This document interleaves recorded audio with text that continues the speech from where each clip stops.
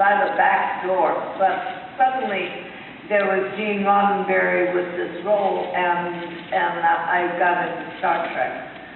And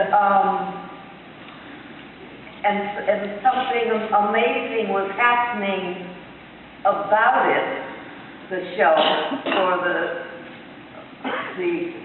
masses watching, that I wasn't cognizant of. I was busy doing my role, and this is, before it went on the air, but then after it went on the air, it wasn't as exciting as I thought it was going to be, and successful as I thought it was going to be, but not to the depth that it suddenly was, and that became an exciting thing for me. And you were getting fan mail and so forth, and I thought after the first year the show was so popular,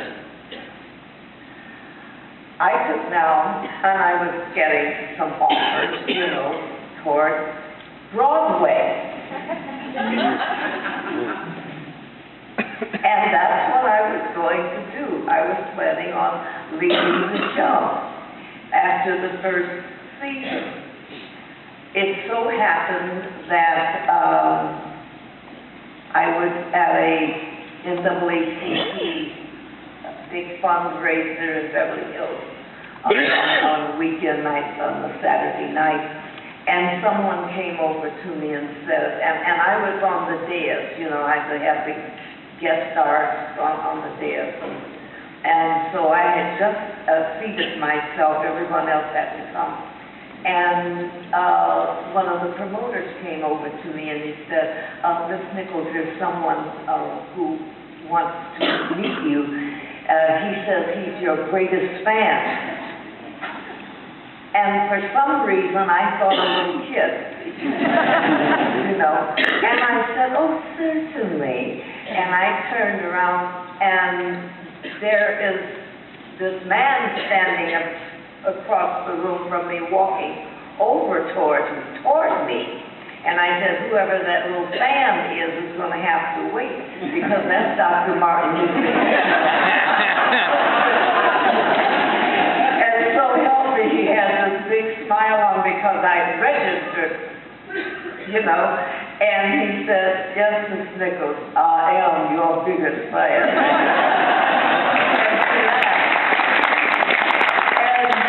We were talking nicely, and I was just so thrilled, because as far as I was concerned, this was my leader, and we're going through the marches every day on television. You could see what black people were going through in the South and so forth, and how they were marching ahead, and there was Dr. King all the time, doing the thing.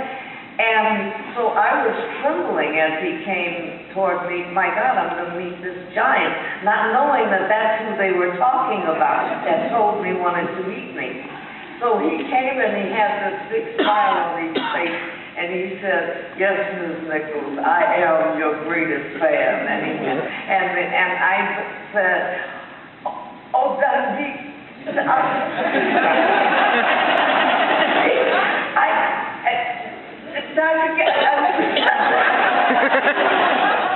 thank you. And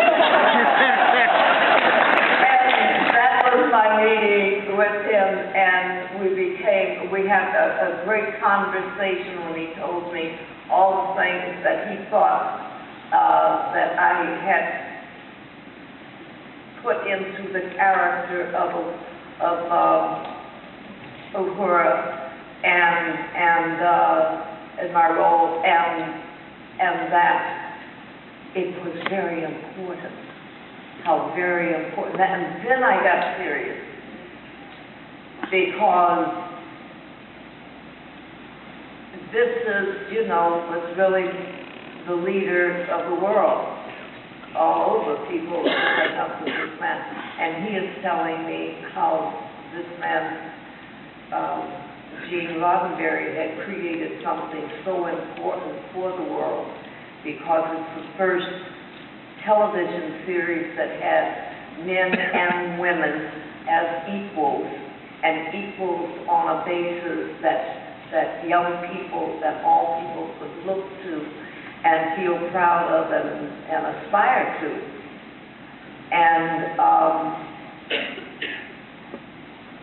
And I recall saying to him, I thank you so much, Dr. King. I'm going to miss my co-stars, but I'm so glad. He said, what are you talking about? And I said, well, I just told Gene Roddenberry I got an offer on Broadway, and I believe I'm going, and which is my first love. This is what I intended to say, but I never got that far. He said, you cannot do that. And I said, where'd you go, mother? No, I didn't, but I always tell that story because I wish that I had the guts to say that. But he said, don't you know what this man is giving to the world? He is changing the face of television, and he is changing minds all over the world. One day, we will be gathered all over, not just black or just white or men or just women. We will be about one thing, and that is what is right in this world for all humankind. That is what he has given, and that is why you have to stay on there, because he started with this series to make that statement. And in 20 years, 30 years, this show will still be as important now, and shows like it will be as important, even more so. And he said I couldn't leave the show, and I didn't.